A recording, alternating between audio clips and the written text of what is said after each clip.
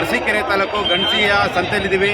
ಇವತ್ತು ಗಣಸಿ ಸಂತೆಯಲ್ಲಿ ಬಹು ಕೋಟಿ ವ್ಯವಹಾರ ನಡೀತಾ ಇದೆ. ಏನು ಬಹು ಕೋಟಿ ವ್ಯವಹಾರಗಳಂದರೆ, ನಿನ್ನೆ ಗಾಂಧಿ ಜಯಂತಿ ಇತ್ತು, ಮಹಾಲಯ ಮಹೋತ್ಸವ ಎಷ್ಟೋ ಜನ ಮಾಡೋಕ್ಕಾಗಿಲ್ಲ. ಹಾಗಾಗಿ ಇವತ್ತು ಕುರಿ ಆಡು ಮೇಕೆಗಳ ವಹಿವಾಟು ನಡೀತಾ ಇದೆ. ಈ ವಹಿವಾಟು ಯಾವ ಮಟ್ಟಕ್ಕೆ ನಡೀತಾ ಇದೆ ಅಂದರೆ, ಸುಮಾರು ಕನಿಷ್ಠ ಅಂದರೂ 5 ಕೋಟಿ ಮೇಲೆ ವ್ಯವಹಾರ ನಡೀತಾ ಇದೆ. ಈ ವ್ಯವಹಾರದ ಬಗ್ಗೆ ಮತ್ತು ಇಲ್ಲಿ ಎಲ್ಲೆಲ್ಲಿಂದ ಬಂದಿದ್ದಾರೆ, ಯಾವ್ಯಾವ ತಾಲೂಕಿಂದ ಬಂದಿದ್ದಾರೆ, ಇಲ್ಲಿ ಎಷ್ಟೆಲ್ಲ ವ್ಯವಹಾರ ನಡೀತಾ ಇದೆ ಅಂತ ತಿಳಿಸೋದಕ್ಕೋಸ್ಕರ ನಮ್ಮ ಚಂದ್ರಪಟ್ಟಣ ಯೂಟ್ಯೂಬ್, ಫೇಸ್ಬುಕ್ ಮತ್ತು ಇನ್ಸ್ಟಾಗ್ರಾಮ್ ಚಾನಲ್ ಕಡೆಯಿಂದ ಬಂದಿದ್ದೀನಿ.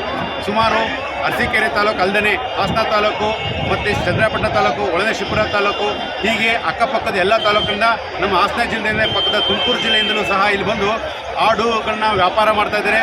ಮತ್ತು ಆಡುಗಳನ್ನ ವ್ಯಾಪಾರ ಮಾಡೋದ್ರ ಜೊತೆಗೆ ಇವತ್ತು ಹಬ್ಬಕ್ಕೋಸ್ಕರ ಕೊಳ್ಳುವಂಥ ಕೆಲಸಗಳು ಸಹ ಇಲ್ಲಿ ನಡೀತಾ ಇದೆ.